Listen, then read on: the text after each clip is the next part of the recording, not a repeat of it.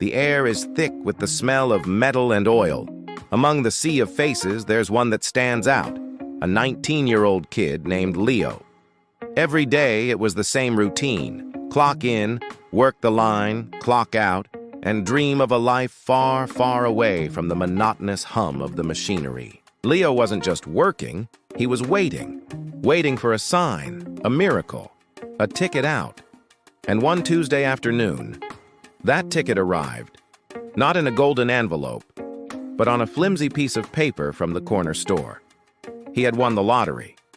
We're not talking a few $1,000s. We're talking millions, the kind of money that rewrites your entire existence. Overnight, the factory overalls were replaced with designer suits. The greasy spoon diner was traded for Michelin star restaurants. Leo, the boy who used to count his pennies for a soda, was now popping champagne on a yacht in the Mediterranean. He bought a mansion with a pool that looked like it belonged in a movie, a garage full of sports cars he barely knew how to drive, and flew his friends to exotic locations on a whim. The world was his oyster, and he was feasting on it every single day.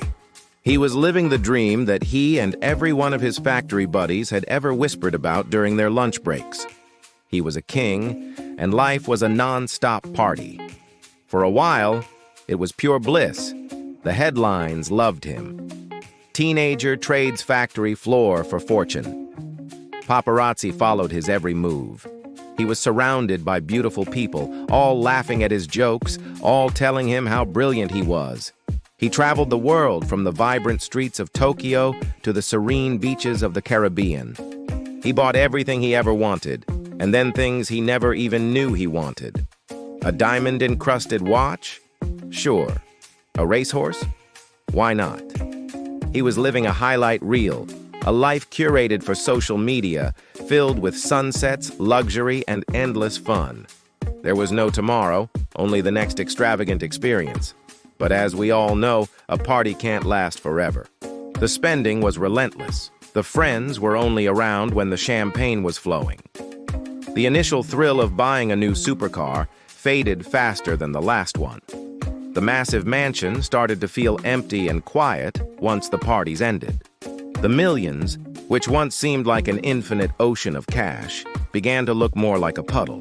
One bad investment here, a few too many lavish trips there, and the numbers in his bank account started to shrink at an alarming rate.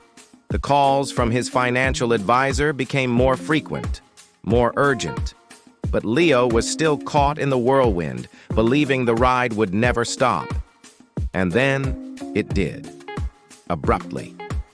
The final bill came due. The last dollar was spent. The friends vanished as quickly as they had appeared. The mansion was sold, the cars were repossessed, and the diamond watch was pawned. The headlines changed. Lottery winner loses it all. The silence was deafening. There he was, back where he started, with nothing but a suitcase of now oversized designer clothes, and a head full of memories that felt like they belonged to someone else. The dream was over. The bubble had burst. So what does a 20-something ex-millionaire do? He does the only thing he knows how. He swallows his pride, walks back to that same sprawling, noisy factory, and asks for his old job back. The foreman, a man who had seen it all, just looked at him, shook his head, and handed him a pair of overalls. The whispers followed him down the assembly line. Some snickered, some shook their heads in pity. He was a cautionary tale, a living ghost of a dream come true and then lost.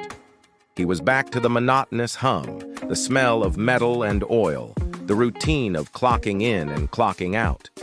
One day, a young journalist, catching wind of the story, showed up at the factory during a lunch break. She found Leo sitting on a crate, eating a simple sandwich, looking surprisingly calm. She approached him, camera rolling, and asked the question everyone was thinking. Don't you regret it? Losing all that money? Don't you wish you could go back and do it all differently? Leo took a slow bite of his sandwich, chewed thoughtfully, and then looked directly into the camera. There was no sadness in his eyes, no regret, just a quiet sense of peace. He smiled a little and said, "Regret it?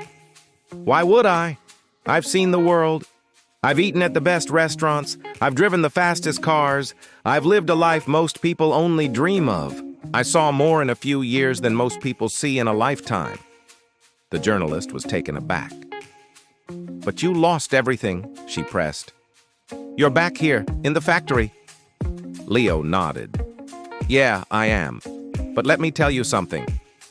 He leaned in a little closer, his voice clear and steady over the factory noise. You only get one shot at this life, he said. You can spend it saving every penny, worrying about tomorrow, and you might die with a lot of money in the bank. Or you can live. You can really, truly live. I chose to live. I have memories that will last me a lifetime. I saw the pyramids. I swam with dolphins. I danced until dawn in Ibiza. I learned what's real and what's fake. I learned who my true friends are.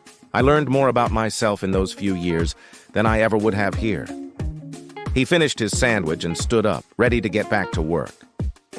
So no, I don't regret it. Not for a second. You either die with money or you die with memories. I know which one I'd rather have. And with that, he turned and walked back onto the factory floor.